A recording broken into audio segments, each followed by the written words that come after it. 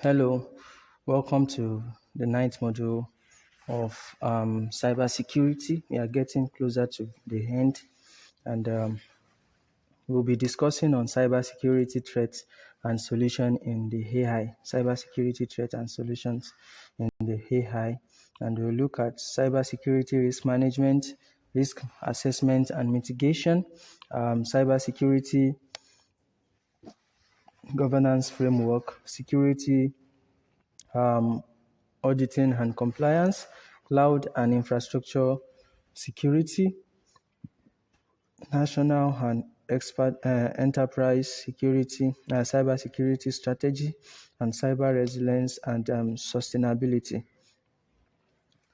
This module actually involves the strategic risk-based and governance aspects of cybersecurity, equipping you as a learner with the knowledge and skills to be able to manage cybersecurity at the organization and enterprise level. And as digital infrastructure grows in complexity, advanced cyber threats necessitate holistic strategy, robust risk assessment framework, and strong governance mechanism. And this module emphasizes that cybersecurity is a strategic business priority, not just a technical challenge, and it integrates concepts from risk management, governance framework, auditing, cloud security, and enterprise level cybersecurity strategy to align cybersecurity initiative with overall business objectives. Looking at cybersecurity risk management, it's actually the systematic process of identifying, evaluating, and mitigating risk to an organization's information system, network, and digital assets. And it is critical strategic functions that balances risk exposure with operational objectives, safeguarding sensitive data, and maintaining stakeholders' trust. And key components of the cybersecurity risk management include risk identification, which is identifying potential threats and vulnerabilities across organizational system. And the next is risk analysis and evaluation, and this deals with assessing identified risk based on likelihood and potential impact, considering financial, reputational, operational, and regulatory consequences. We also have a key component, risk treatment and mitigation as a key component, which deals with deciding how to manage each risk through avoidance, mitigation, transfer, or acceptance of low-level risk. And lastly, a key component is the continuous monitoring, and this deals with maintaining an ongoing process of monitoring, auditing, and adaptation to respond to emerging threats, regulatory changes, and technological developments. For the risk assessment and mitigation, risk assessment systematically evaluates potential threats and vulnerabilities to be able to determine their impact on organizational objectives. Mitigations involves implementing control and strategies to be able to reduce risk exposures to acceptable level. And when we talk about the risk assessment, it has steps, and the steps include asset identification, that is the determination of critical digital assets and their importance. And the next is threat identification, which is identifying potential threats like cyber criminals or system failure. The next stage or step is the vulnerability assessment, which is the or analyzing system weaknesses such as unpatched software, weak password, and the likes. And the next step is risk analysis, which is the evaluation of likelihood and impact using tools like risk matrices. And the last step is risk prioritization, which is the ranking of risk based on severity for immediate attention. And The strategies to mitigate risk include technical control, administrative control. For technical control, it's the use of firewalls, the IDS or IPS encryptions, and MFA. And for administrative control, it includes security policies, employee training, incident response plan, and for physical control, it includes secure data center surveillance, and for incident response, it includes plans to detect, contain, and also remediate incidents.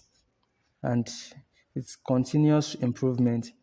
And the last is continuous improvement, which is regular audit and penetration test. Looking at the cybersecurity governance framework, the governance framework provides structured approach to manage, direct, and also monitor cybersecurity activities, which aligns them with business objectives, regulatory requirements, and risk management priorities.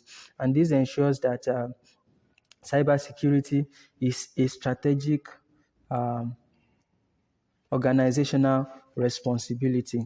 And when we look at this, we look at the framework under alignment with business goal, and that is ensuring that cybersecurity initiatives supports organizational strategies, balancing protection and with operational efficiency, and promoting informed investment decision. Also, there is need for risk-based decision making under the governance framework, and this deals with prioritizing of resources towards critical assets and high impact risk, ensuring cost-effective and strategically focused security efforts. And another approach is the regulatory and compliance adherence, which is an establishment of policy and controls to be able to meet legal, regulatory, and industry-specific requirements. And lastly is accountability and oversight, which is clearly defined role, responsibilities, and reporting structures in making executives, IT team, and also employee accountable for cybersecurity obligations. Let's look at some popular governance framework that are available. Several framework guides organization in establishing robust cybersecurity governance, ensuring integration, measurability, and sustainability of security effort. And this framework, governance framework, include ISO or IES 27001. And this is actually standard for establishing, implementing, maintaining, and improving an information security management system.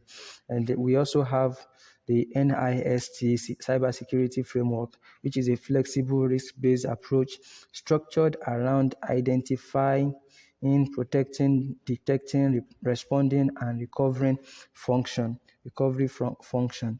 And we also have the COBIT, which focuses on governance and management of enterprise IT, emphasizing strategic alignment, risk management, and value delivery. And the last one is the SIS control, which provides a set of prioritized best practice for defending against common cyber threats. Looking at the security auditing and compliance, security auditing and compliance are crucial for ensuring that security policies, controls, and procedures are effective and meet regulatory requirements. And auditing identifies the gap and weakness, driving continuous improvement in security posture. And looking at that, the purpose of security audit is to to access control effectiveness, identify vulnerability, and evaluate alignment with policy.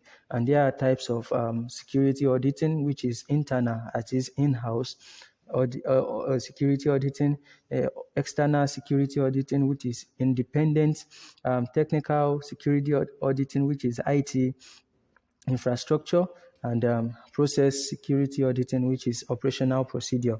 And we also have techniques of security auditing, which is penetration testing, vulnerability scanning, log analysis, configuration review, and documentation evaluation.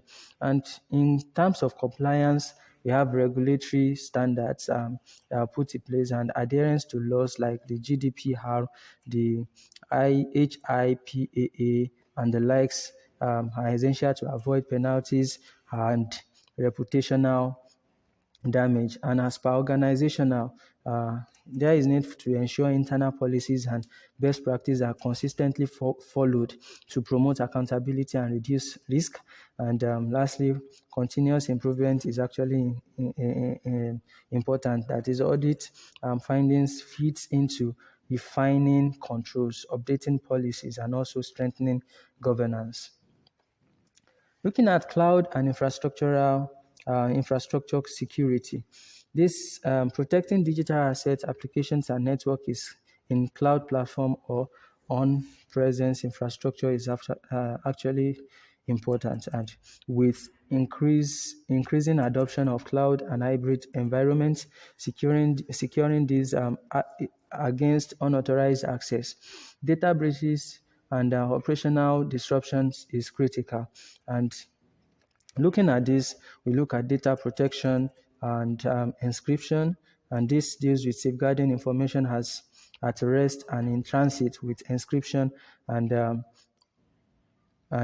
robust key management. Also, there is need for identification and access management, that is controlling who accesses cloud resources and what action they can perform using the MFA and RBAC. The next is network security, ensuring network security, that is protecting cloud applications with firewalls, IDS or IPS, and network segmentation.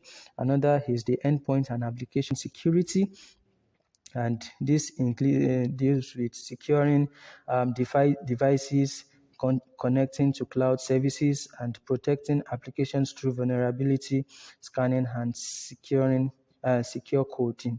And the last is compliance and governance, which ensures cloud security aligns with regulatory and industrial standards like GDPR and ISO 27017.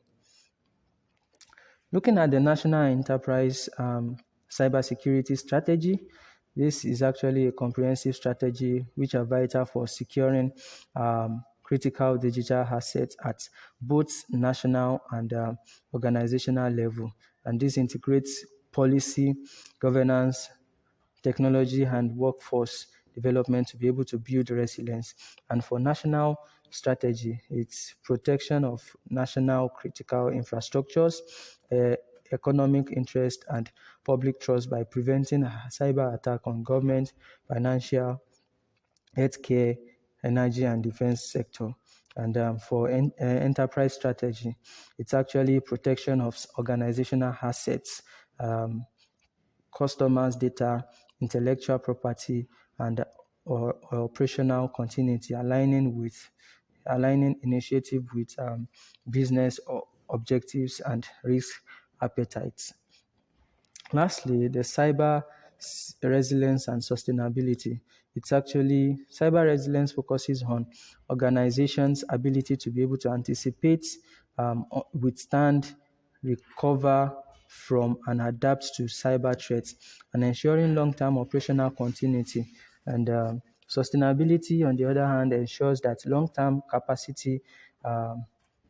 It ensures the long-term capacity to maintain secure, resilient, and compliant operation. And when we talk about this, the